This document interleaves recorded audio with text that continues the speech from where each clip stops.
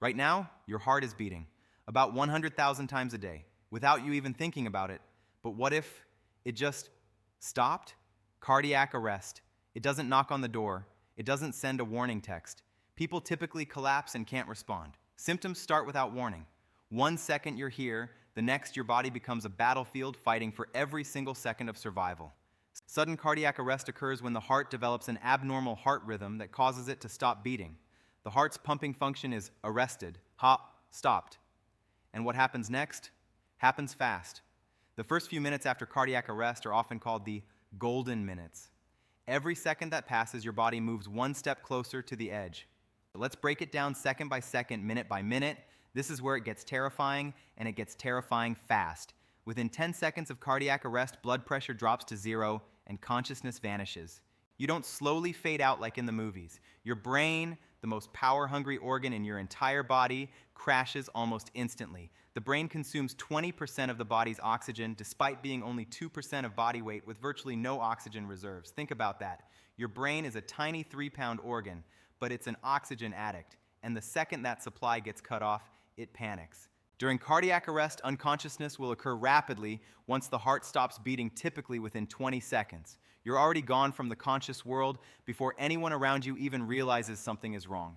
At the 1-minute mark, brain cells begin dying, not sleeping, not pausing, dying. Much the way a stroke occurs after restriction of blood flow to a portion of the brain, the end result of cardiac arrest is akin to a global stroke. Once the heart stops beating, oxygen is cut off from all the body's organs, including the brain, and within seconds, respiration stops and brain activity comes to a halt. Your lungs stop working, your organs go dark, your body, that incredibly complex machine that kept you alive, begins to shut down floor by floor like a skyscraper losing power from the basement up. Studies show a 7 to 10% drop in survival rate for each minute without action, every single minute. That's not a small number. That's the difference between walking out of the hospital or never waking up at all. Brain cells can't handle being without oxygen for long, and damage starts quickly. By 2 to 3 minutes, brain damage is likely if no CPR or other help is given. Inside the brain, something particularly nasty is happening. In the first 30 to 60 seconds after a heart stop, the brain changes a lot. Without oxygen, cells start to change how they work. This leads to lactic acid buildup and more damage. Lactic acid, that burning feeling you get in your legs after a hard run.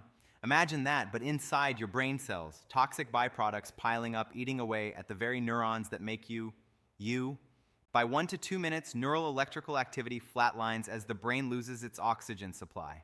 During these critical minutes, neurons begin misfiring and cellular metabolism shifts dangerously. Your memories, your personality, your ability to speak, to laugh, to love, all of it stored in those neurons. And right now, they're going out like candles in a hurricane. When cardiac arrest occurs, it is essential to start CPR within 2 minutes. After 3 minutes, global cerebral ischemia, the lack of blood flow to the entire brain, can lead to progressively worsening brain injury. After about 4 to 6 minutes, irreversible brain damage can start to occur. This is often referred to as the 4-minute window, highlighting the critical need for rapid intervention. Say that again, irreversible. That means even if your heart gets restarted, the damage done to your brain in these minutes may be permanent.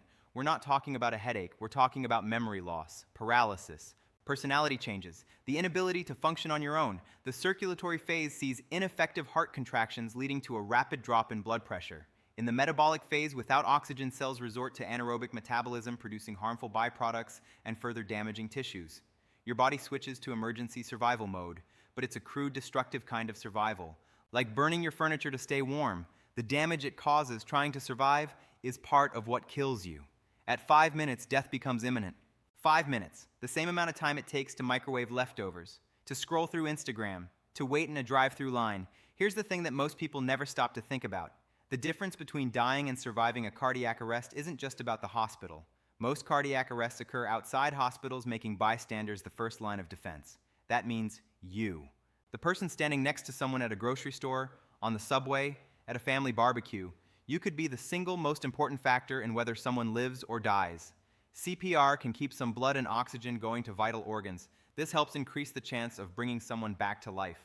Quick CPR and access to an automated external defibrillator, an AED, increase the likelihood of survival with minimal damage. CPR buys precious time by restoring partial blood flow and slowing brain injury until the heart can be restarted. You don't need to be a doctor, you don't need fancy equipment, you just need to act, and act fast. Survivors of cardiac arrest are often unconscious after their heart is restarted. This is from the brain not getting blood when the heart was not pumping.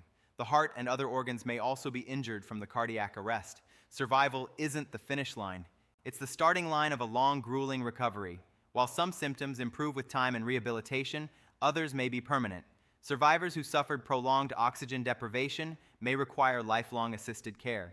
But here's the bright side. Someone with less than 5 minutes without blood flow to the brain has a much higher likelihood of recovery compared to someone who experiences 30 minutes without blood flow. Time is everything. Speed is everything. According to the American Heart Association, more than 356,000 out-of-hospital cardiac arrests occur in the United States each year, nearly 90% of them fatal. Nearly 90%. That number doesn't have to stay that way. Learn CPR. It takes less than an hour. Know where the AED is in your building, your gym, your workplace, because when that heart stops, there's no time to Google it. Your heart beats about 100,000 times today. Make sure the people around you get the same chance.